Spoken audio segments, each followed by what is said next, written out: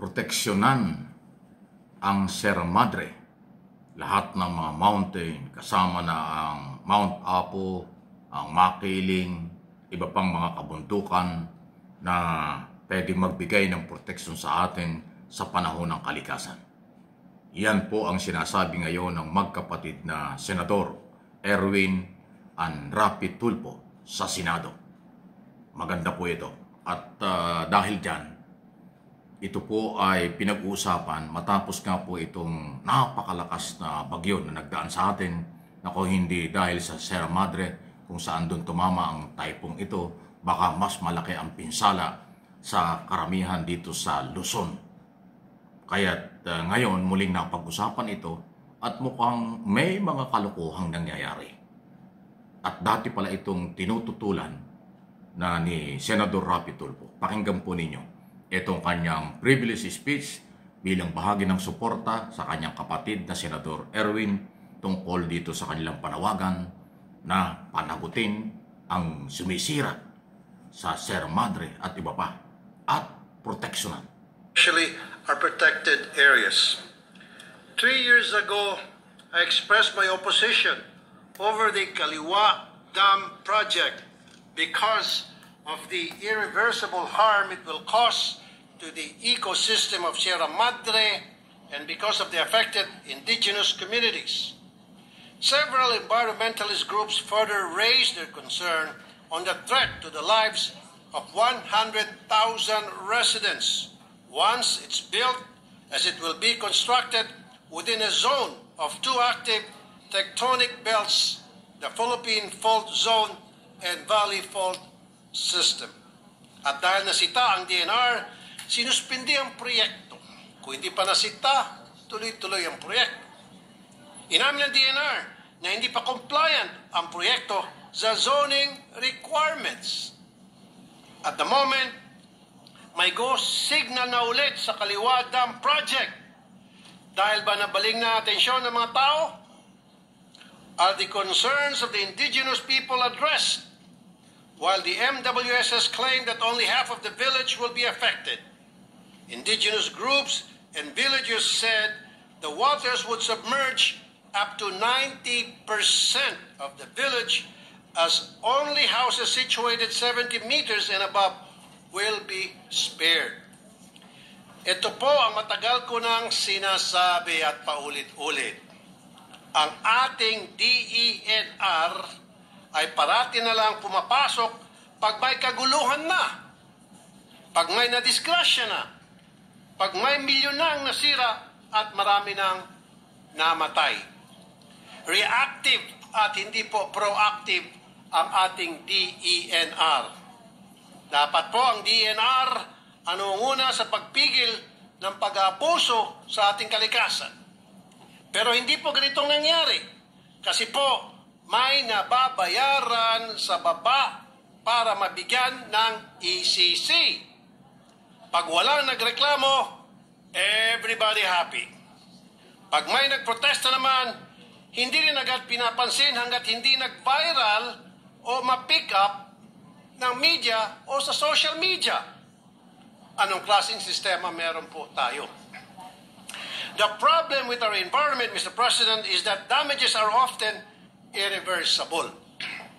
Kaya dapat prevention ang priority natin, hindi rehabilitation. Dahil years and even decades ang kailangan to bring back any damage to our environment. And the cost is nowhere near any economic advantage that we can gain from some of the projects. And that is why we have the E-NIPAS Act. Excuse me. Or the environment, or the expanded National Integrated Protected Areas System Act.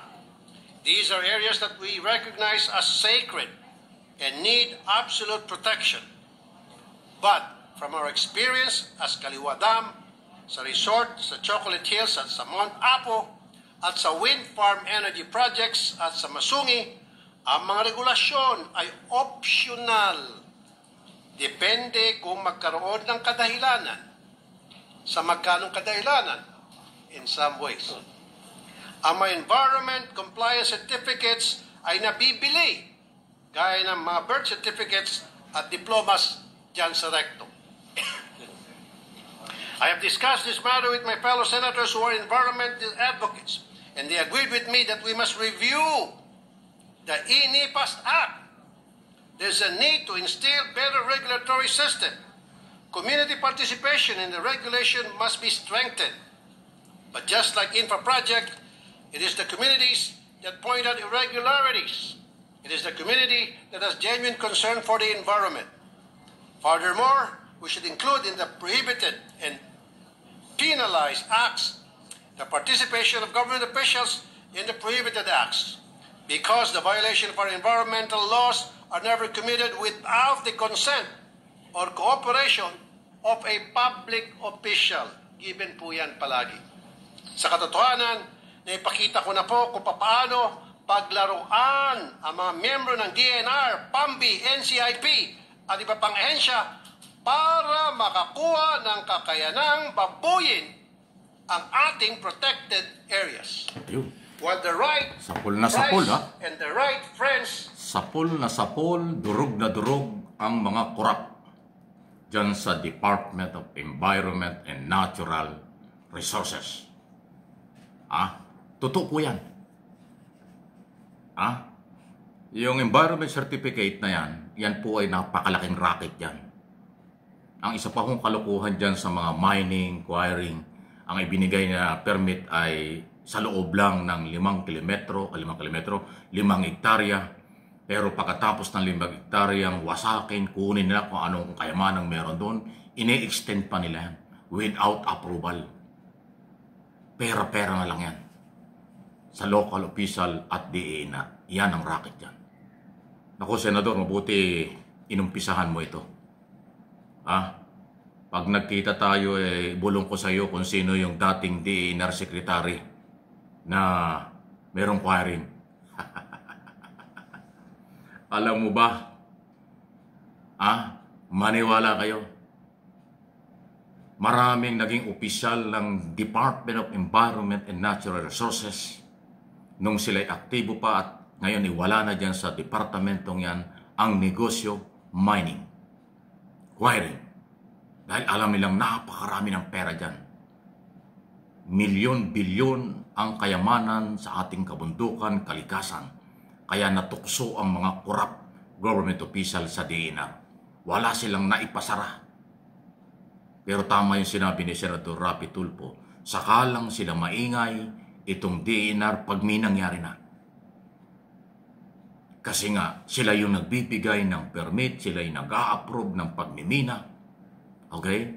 Ang problema rito, umabuso yung legal na mining business. Pero yung illegal, mas matindi yun. Yung minsan yung legal ay kasama rin sa illegal. Diba? Para din yan sa infrastruktura or flood control project.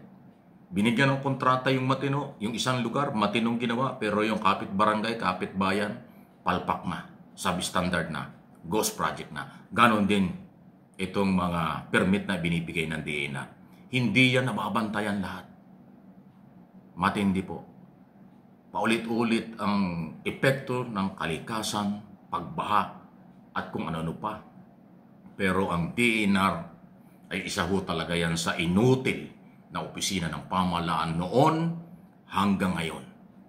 Maraming yumaman dyan, nagpapayaman dyan, hindi na pag-usapan. Napakatahimik. Sa totoo lang, ako, tayo kayo, ay yung mga iba pang mga media dyan, binabalitaan kayo bang minaipakulong ang DENR? Minakasuhang personalidad, malalaking politiko, malalaking negosyante sa mining business? Wala. Bakit? Tama yung sinabi ni Senador. Sila-sila lang nag-uusap dyan. Corruption yan. Sana aksyon na ito ni President Marcos Jr.